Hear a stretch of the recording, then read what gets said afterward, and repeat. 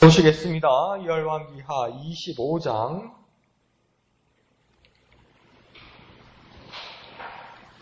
열왕기하 25장 18절에서 30절 마지막 절까지 18절에서 30절 생명의 삶 7월 31일 마지막 날 분입니다.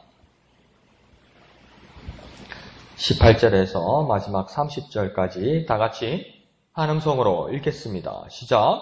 시위대장이 대제사장 스라야와 부제사장 스바냐와 성전 문지기 세 사람을 사로잡고 또 성중에서 사람을 사로잡았으니 곧 군사를 거느린 내시 한 사람과 또 성중에서 만난 바 왕의 시종 5사람과 백성을 징집하는 장관의 서기관 한 사람과 성중에서 만난 바 백성 60명이라.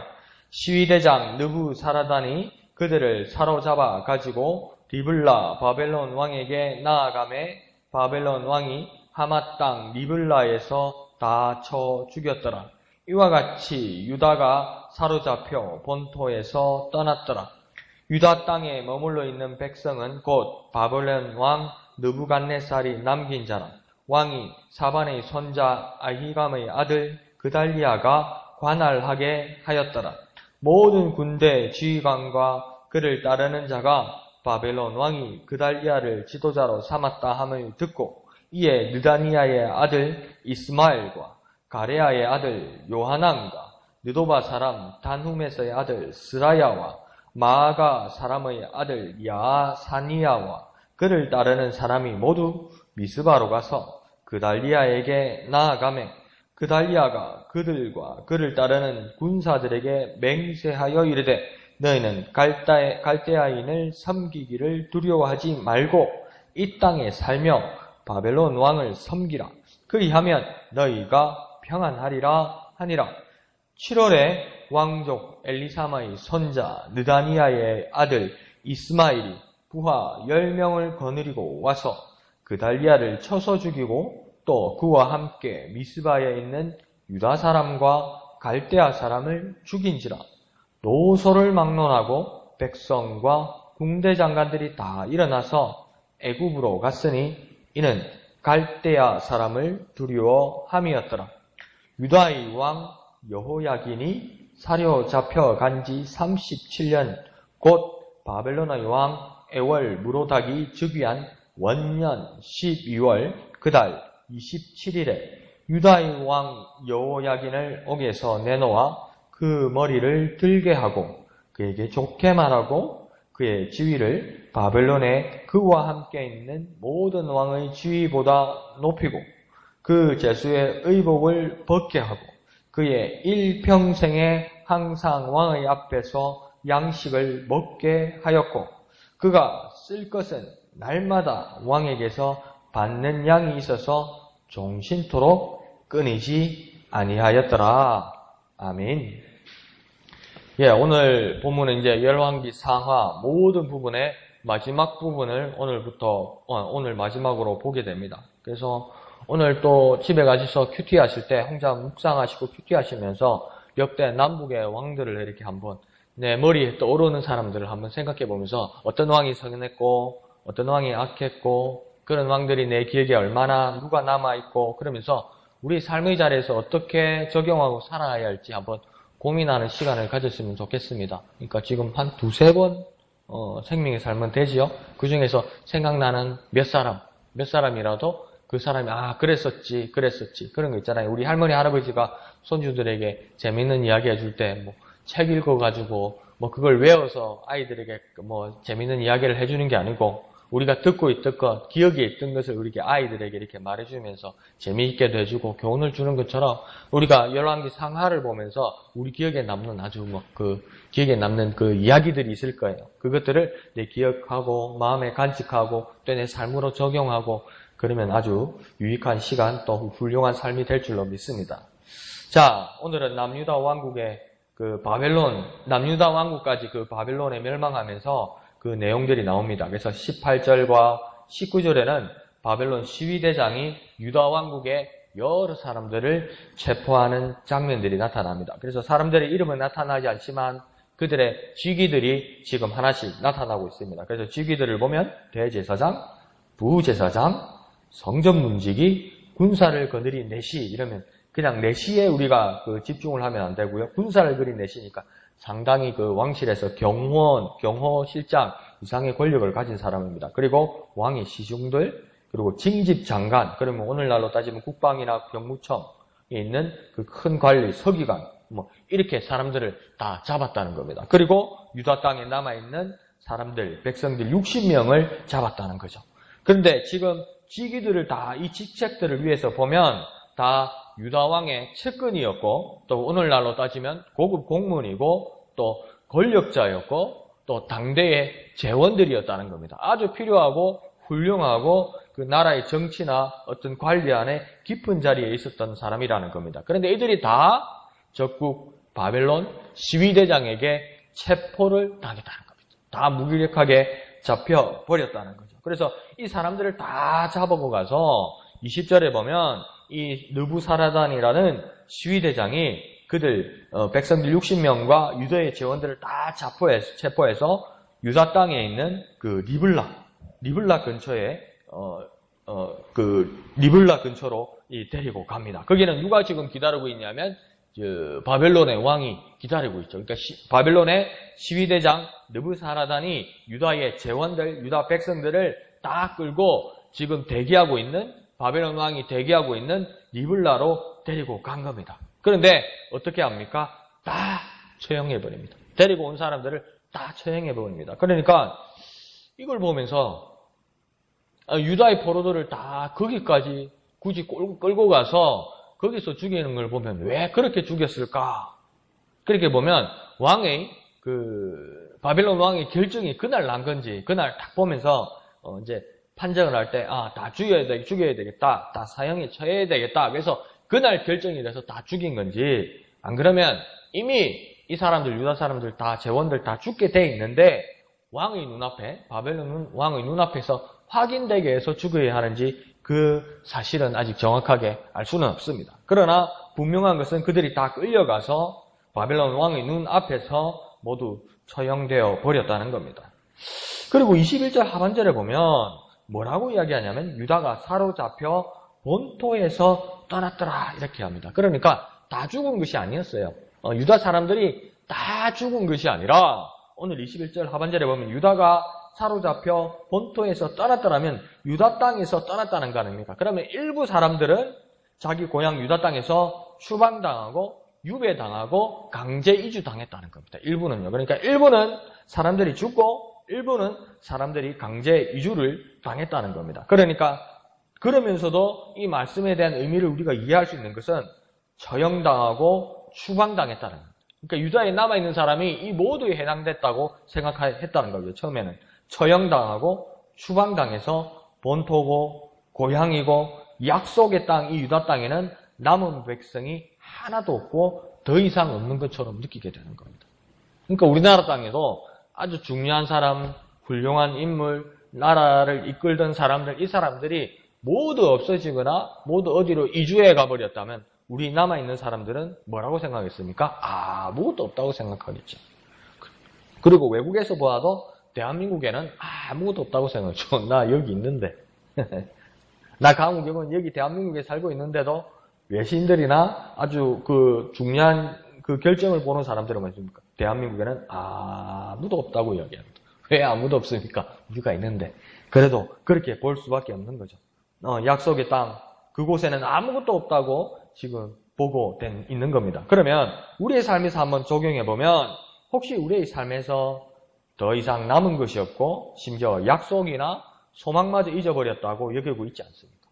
나에게는 지금 아무것도 없다. 내게 남은 건 아무것도 없다. 나는 정말 고난스럽고 나는 정말 힘들고 나는 정말 고통스러워서 나는 지금 아무것도 없다. 나는 아무것도 가진 것이 없다. 그렇게 혹시 지금 우리가 그렇게 여기고 있지 않습니까? 그러면 아무것도 없다고 여기는 그것이 무엇입니까? 내가 지금 아무것도 없다고 말하는데 아무것도 없다고 여기는 그것이 뭐냐는 겁니다. 더 쉽게 예를 들면 내가 아무것도 없다고 허탈해 있고 절망 가운데 있을 때 내가 아무것도 없다고 하는 그것이 돈입니까? 그것이 건강입니까? 그것이 관계입니까? 그것이 약속입니까? 그걸 알아보라는 겁니다. 내 자신에게 내가 아무것도 없다고 그럴 때 그것이 먼저 발견되어야 할 겁니다. 그런데 22절에서 시작되는 말은 또 다른 상황을 지금 설명하고 있습니다. 22절에서는 뭐라고 합니까? 시작되는 말이 유다 땅에 머물러 있는 사람이 있다. 그렇게 이야기합니다. 그리고 또 뭐라 합니까? 그 바벨론 왕이 남긴 자가 있다. 바벨론 왕이 남긴 자가 있다면 또 다시 말하면 그 유다 땅에 남은 자가 있다. 이렇게 이야기하는 겁니다. 다시 설명하면 유다 땅에는 머물러 있는 사람이 여전히 있고 남은 사람이 여전히 있다고 이야기하는 겁니다. 앞에는 21절에 보면 아무것도 없는 것 같이 여겨졌는데 더 상세히 자세히 보니까 유다 땅에 아직 머물러 있는 사람도 있고 남은 사람도 있더라는 겁니다. 그러니까 너무 막막하고 허무하고 그러면 아무것도 없다고 생각하고 자괴감이나 박탈감을 가질 수 있습니다. 우리 상대적인 자괴감, 박탈감 때문에 우리는 아무것도 없다고 이야기하는 거예요. 우리는 정말 가난하다고 이야기하는 거예요. 그런데요, 전 세계 실정으로 보면요, 지금 이 도시화가 되고 산업화가 되면서 농촌도 이렇게 산업화가 되면서 전 세계가 지금 한 60억 인구가 되잖아요. 농촌에서 일하던 전 세계 10억의 인구가 자기 땅을 잃어버렸답니다. 그렇게 쫓겨나서 도시의 그 빈민으로 삶을 살게 된답니다. 그리고 이 새끼의 식량을 이렇게 해결하지 못하는 거예요. 하루에 3때 밥을 먹지 못하는 인구가 전 세계 인구의 몇 분의 1이 된답니다. 아직도 엄청난 인구가 그 식량 끼니를 해결하지 못한답니다. 그런데 지금 우리를 보십시오. 3때 못 먹는 사람, 밥 못 먹는 사람 있습니까? 시간이 없어서 밥 못 먹고 입맛이 없어서 밥을 못 먹지. 이 대한민국 땅에 새끼 먹을 돈이 없어서 못 먹는 사람은 거의 없지요. 우리 실정에서는. 그죠? 그러니까 우리가 가지고 있는 힘들고 어렵고 없다는 말들이 뭐냐면 상대적인 박탈감입니다. 상대적인 박탈감은 뭐냐면 내가 저 사람보다 적다는 겁니다.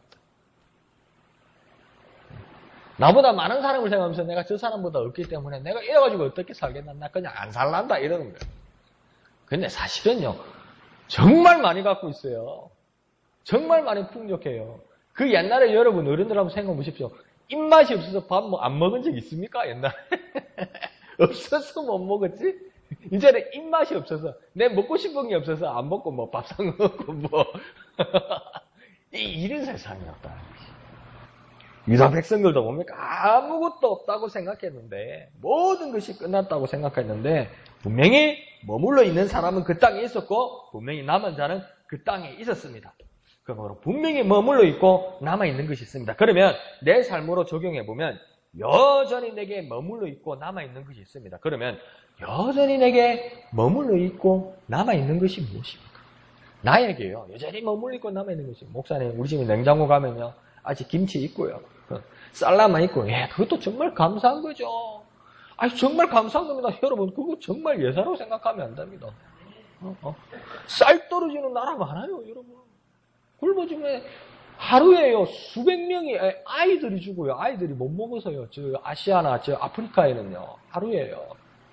그 정말 감사한 겁니다. 그 어른들 말이 맞아요. 밥그릇 싹싹 끌고 먹으라는 거 맞아요. 이제 와서 생각하니까 맞아요. 그런데 그와 더불어 여전히 내게 남아있는 것이 또 무엇이 있을 거라는 겁니다. 그것이 무엇이냐는 겁니다. 그걸 발견해야 된다는 겁니다. 하나님 앞에서 하나님이라는 거울 앞에서 내 자신을 바라볼 때 여전히 내게 남아있는 것이 무엇인가 그것을 찾아내야 된다는 겁니다. 그러면 내가 여전히 남은 자가 되고 머물러 있는 자가 될 수 있다는 겁니다. 자, 22절 하반절에는 이 유다 땅에 남아있는 자를 위해 간할하는 유다의 한 사람을 지금 바벨론 왕이 세우게 됩니다. 그 유다 사람의 이름이 무엇이냐면 그달리아라고 이야기합니다. 그래서 이 그달리아라는 사람에 대해서 이야기를 할 때 여러 의견들이 있습니다. 그래서 뭐냐면 지금 바벨론에게 나라를 다 뺏기고 사람들이 다 죽고 얼마 남지 않았는데 그 가운데서 유다 땅에 한 지도자를 유다 사람을 세운다는 것은 이게 뭐냐? 가진 사람 말, 생각하는 사람 말로, 배운 사람 말로 어용이다, 어용. 그러니까 우리 쉬운 말로 하면 앞제비다, 앞제비. 일제시대 때 조선 청독국수이라는 앞제비 세운 것에 불과하다. 그렇게 말하는 분도 있어요. 그 말도 나름 일리가 있기는 있어요. 그런데 그러면 이 그달리아는 어떤 사람인지 한번 봅시다. 이 그달리아 사람이라는 사람의 집안이 언급됩니다. 이 사람이 누구라고 이야기하냐면 사반의 손자 아히감의 아들이라고 이야기합니다. 그러면 그달리아의 할아버지 사반은 누구냐면 요시야 시대의 서기관을 말합니다. 기억나십니까? 요시야가요, 그 성전을 수리하게 하잖아요. 성전을 수리하다가 어떡합니까? 제사장이 그걸 발견하게 되죠. 하나님의 율법책을 발견하게 되죠. 그 율법책을 발견했을 때 발견했다고 왕에게 보고하자 누가 그 율법책을 왕에게 읽어드립니까? 그 사람이 누구입니까? 이 사반입니다. 사반. 그러니까 서기관 사반이 요시야 왕에게 이 율법책을 읽어드립니다. 근데 이상하지 않습니까? 왕이 까막눈이 아닐 건데.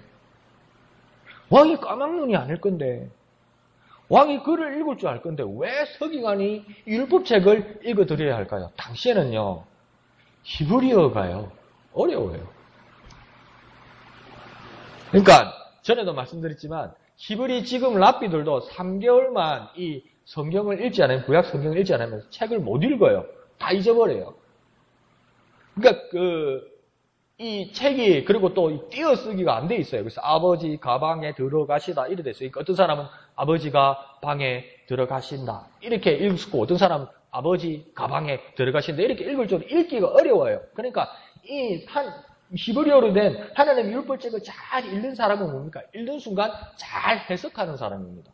그러니까 하나님 말씀을 잘 풀어드리는 사람이니까 하나님 말씀에 아주 일가견이 있는 사람이에요. 그러니까 이 그달리아의 할아버지 사반이 그런 사람이었다. 아주 하나님 말씀에 정통하고 하나님 말씀 앞에 신실한 그 해석을 하는 능력자고 잘 읽어드리는 자였다는 거죠. 그리고 그의 아버지가 누구라 합니까? 아히감이라고 이야기하죠. 이 아히감은 예레미야서에서 나타나는 사람인데요. 예레미야가 봉변을 당할 때 보호해 준 사람입니다. 딱 예레미야를 죽이려고 그럴 때 이 예레미야를 보호해 준 사람이 이 아히감입니다. 그러니까 이 사반의 손자 아히감의 아들 그달리아가 총독이 되었다는 말은 정확하게 성경에 나와 있지 않지만은 예레미야가 이 그달리아의 후견인이거나 멘토거나 스승이 될 가능성이 큽니다. 만약에 예레미야를 직접 만나지 않았더라도 예레미야와 같은 생각을 가지고 있는 사람입니다. 에이, 그래도 목사님 앞제비 아닙니까? 바벨론 나라를 파괴시킨 바벨론의 편을 들어서 먹고 사는 거 이게 좋은 겁니까? 근데 한번 봅시다. 그러면 이 사람은 왜 그랬는지. 자, 24절에 보면 이 총독 그달리아는 남아있는 유다 백성들에게 이렇게 말을 합니다. 갈대아인 곧 바벨론을 따르고 그 바벨론 왕을 섬기라 이렇게 이야기합니다. 어이 목사님 문제가 많은데요. 잘못 보니까 매국노인데요. 목사님 가만 보니까 이거 앞잡인데요. 근데 한번 생각해 봅시다. 당시 정세는요. 이 이스라엘이라는 땅을 가지고 온 열강들이 온 강대국들이 이 나라를 먹으려고 그랬어요. 애굽도 그랬고 전에 아시리아도 그랬고 지금 바벨론도 그랬고 나중에 나타날 그 페르시아 바사도 그렇고 어떤 나라가 이 이스라엘 땅 유다 땅을 잡으려도 잡으려고 그러는 거예요. 그러니까 우리나라 옛날에 근대 초기에 개화기 시대를 보면 이 조선이라는 땅을 러시아가 일본이 중국이 막 가만 안 두려고 하고 미국까지 들어오고 프랑스까지 네덜란드까지 막 이렇게 들어오던 그 상황이 있잖아요. 그런 상황이잖아요. 그러니까 어느 나라가 조선을 잡으려도 잡을 수 있는 상황. 그러면 조선에 있는 사람은 어떻게 해야 될까? 독립해서 싸워야 될까? 죽어요. 우리나라 땅에 들어오면 다 죽여버릴 거예요. 그러면요. 일본, 중국, 미국 이게 합세돼가지고 조선을 그냥 다 먹어버릴 거예요. 그러니까 방법이 뭐냐면 그 당시에 조선에도 명성황후가 고종황자 이게 뭐라고 했냐면 아주 지혜롭게 여우처럼 어느 나라에 서 있다가 어느 나라에 서 있다가 어느 나라에 서 있어야 된다고 이야기했거든요. 그러니까 지금 유다의 상황도 뭡니까? 독립해서 싸운다면 이 유다는 없어져 버립니다. 한 방에 없어집니다. 한 칼에 없어져요. 그러니까 어떡합니까? 그달리아 말은 지금의 최선의 상황은 뭐냐? 바벨론과 같이 유대관계를 맺는 거다라고 이야기하는 겁니다. 일단은요. 그러니까 어떡합니까? 그 당시에 신바벨론의 사람들이 누굽니까? 느헤미야나 에스라나 이런 사람들 다 바벨론에서 파견받은 사람 아닙니까? 바벨론 바사에. 상황이 정세가 그럴 수밖에 없었다는 겁니다. 그리고 다시 보면 반바벨론파, 바벨론과 싸우자고 말하는 사람은 사실은 그 사람들의 정체를 보면 뭐냐면 친애국파입니다. 그러니까 바벨론과 싸우자고 말하는 사람, 우리가 독립을 해서 우리가 오로지 한 나라, 한 민족의 유다민족이 되어야 된다고 이야기하는 게 아니라 우리가 애국과 연합해서 애국의 도움을 받아서 싸우자고 이야기하는 거예요. 그러니까 거기도 뭐 제대로 된 그거는 아니죠. 그러니까 또 이 그달리아가 이렇게 바벨론 왕을 섬기자고 하는 이유는 뭐냐면 예레미야 선지자가 하나님의 말씀을 받아서 백성들에게 이미 이렇게 전한 메시지죠. 예레미야서에 보면 계속 예레미야가 그렇게 하죠. 바벨론에게 항복해라. 바벨론에게 항복해야 살아남을 수 있다. 그것이 하나님의 뜻이다. 그러니까 예레미야 보고 저런 매국노가 어디냐? 저런 앞잡이가 어디냐? 저놈 죽여라. 이렇게 된 거 아니에요. 근데 이 예레미야의 말과 그달리아의 말이 똑같은 거 아닙니까?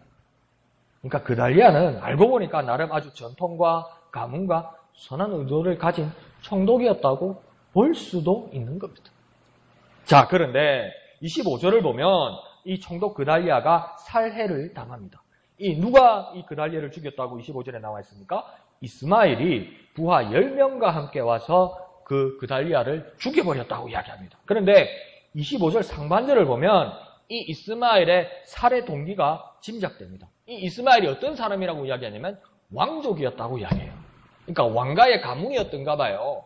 그 중에 어떤 사람이었던가 봐요. 그러니까 이 이스마엘이 독립의지나 신앙의 회복이나 권력에 대한 욕심이 아주 강했다는 겁니다. 그러니까 독립의 의지는 없었다는 겁니다. 신앙의 회복이라는 의지는 없었다는 겁니다. 단지 권력에 대한 어떤 강한 의지를 가지고 있었다는 겁니다. 그래서 내가 그달리아 저 인간 따위가 가문이 없고 혈통이 아직 미천한 저런 사람 따위가 유다를 책임질 수 없다고 이스마엘은 혼자 시기하고 그래서 사람들을 불러서 부하들을 만들어서 그달리아를 죽였다는 겁니다. 독립을 위한 것이 아니었다는 게 보여주는 거죠. 그게 뭡니까? 왕족이었기 때문이라고 이야기하는 겁니다.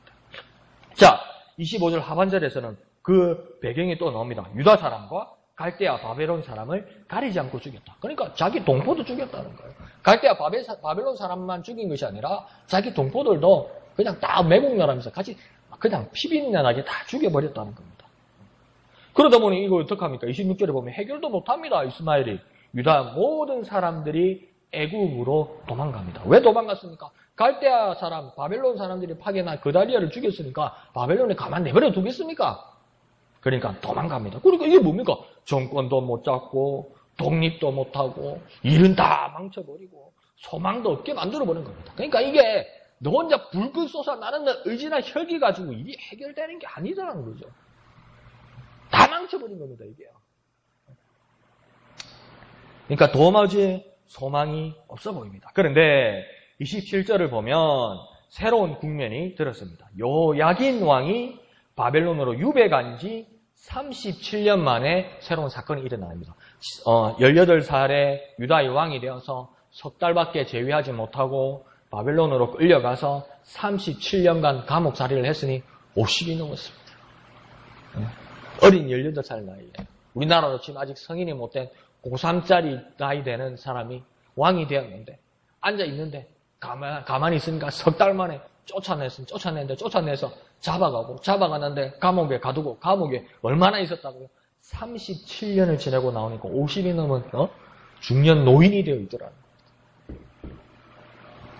이 여호야긴에게 37년 만에 옥에서 놓아주었다고 이야기합니다. 무엇입니까? 곧 석방되었다는 겁니다. 그리고 그의 머리를 들게 했다고 지금 이야기합니다. 머리를 들게 했다는 뜻은 왕의 지위를 회복시키고 사면시키고 복원시켜 주었다는 겁니다. 복원시켜 주었다는 것입니다. 그런데 오늘 본문에 보면 이 여호야긴을 두 번이나 동일하게 수식하는 말이 있습니다. 본문에 보면 여호야긴, 그냥 여호야긴으로 끝나지 않고 두 번이나 반복되는 말이 뭐냐면 유다의 왕 여호야긴 이렇게 표현합니다. 그러니까 뭐냐면 비록 한 사람이지만 여호야긴은 그냥 한 사람으로서 한 자연인으로서 한 일반인으로서 지금 석방된 것이 아니라 유다의 왕 여호야긴으로 석방되었다는 겁니다. 그러니까요, 여러분 그렇게 오해하시면 안 돼요. 어떤 사람이 재판받을 때 뭐 기업 총수들 이런 사람들 있잖아요. 경제사범으로 감옥에 들어갔다가 감옥에서 나오잖아요. 감옥에서 나오게 끝난 게 아니고 그 사람들 사면이 안 됐어요. 감옥에서 나왔다 해서 자유의 몸이 된 게 아니에요. 어떤 사람은 집행유예가 되고 여전히 그 죄목이 있는 거예요. 경제사범에 그 죄목이 있는 거예요. 죄인입니다. 나와서 자기 집에서 새때 밥 먹고 자기 마음대로 살 수 있을 것 같아도 집에서 살아도 감옥에서 나와서도 여전히 죄인입니다. 죄인의 몸이에요. 그러니까 이 사람들이 지금 8월달에 꾸는 꿈이 뭡니까? 사면 아닙니까? 사면. 집에 있는데 무슨 사면입니까? 사면요. 죄인이란 딱지를 떼달라는 겁니다. 집행유예란 딱지를 떼야 합니다. 욕심이 가지요. 그렇게 죄를 지어놓고, 그죠? 근데 뭡니까? 내가 더 이상 죄인이 아니고 전과자가 아니고 전과자를 지어주는 겁니다. 그거요. 웃기죠? 그거 해달라는 겁니다, 지금요. 근데 그게요, 소망이 간절해요, 경제들이. 그처럼, 지금 뭡니까? 여호야긴이 그냥 한 사람이 깝깝한 상황에서 내가 그냥 감옥에서 자유다가 아니고, 지금 뭐랍니까? 유다의 왕 여호야긴이 감옥에서 나왔고, 왕으로서 복권되었다는 겁니다. 이 말은 무엇입니까? 유다의 왕이 나오고 말씀하면서 유다가 다시 살아날 수 있는 기회를 하나님께서 보여주시는 겁니다. 다시 말하면 하나님의 약속이 여전히 유효하고 살아계신 하나님이 여전히 증명되고 결국은 이 약속들이 여호야긴 유다의 왕으로부터 해서 백성들을 어느 날 모두 회복시켜 주시려는 표적을 역사적으로 보여주셨다는 겁니다. 유다 나라가 없어진 것이 아니라는 겁니다. 하나님께서. 유다 나라는 것에 단 한 사람을 지금 풀어주고 사면시켜주고 복권시켜주는 거지만 그걸로 끝나는 것이 아니라 유다라는 나라를 하나님께서 기억나게 여전히 저 타국에서 생각나게 하심으로써 유다라는 나라는 없어지지 않았고 유다 나라가 없어지지 않았다면 하나님의 약속은 살아있고 하나님의 약속이 살아있으면 그 약속을 주신 하나님이 여전히 살아있고 하나님이 살아계시다면 그 한 사람 살려주는 걸로 끝나는 것이 아니라 유다라는 이름과 더불어 어느 날 주님께서 모든 유다의 백성들을 회복시켜 줄 것이라는 표적을 보여주신다는 겁니다. 지금요. 그 말씀을 하시는 거예요. 자, 그러면 우리는 어떻게 살아야 됩니까? 우리는 어떻게 배웠습니까? 우리는 어떻게 믿고 있습니까? 우리에게 어떤 고난이나 위기에도 소망을 가져야 한다고 소망을 가지라고 이야기하고 또 소망을 가져야 한다고 가르치기도 합니다. 그러면 그 이유는 무엇입니까? 절망하면 죽습니다. 절망하면 못 삽니다. 절망하면 병듭니다. 그게 다입니까?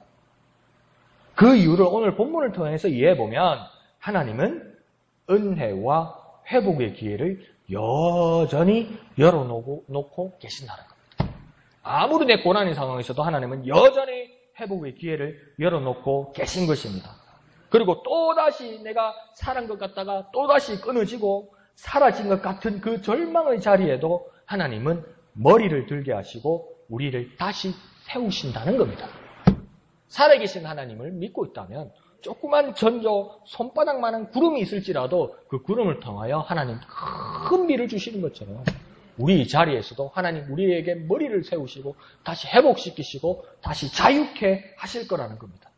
그러면 우리는 어떻게 살아야겠습니까? 우리의 절망, 우리의 도주, 우리의 실망, 우리의 포기의 자리는 어디입니까? 그 자리에 서십시오. 우리의 실망의 자리, 우리의 도주의 자리, 우리의 절망의 자리, 우리의 포기의 자리 그 한가운데 정확하게 서십시오.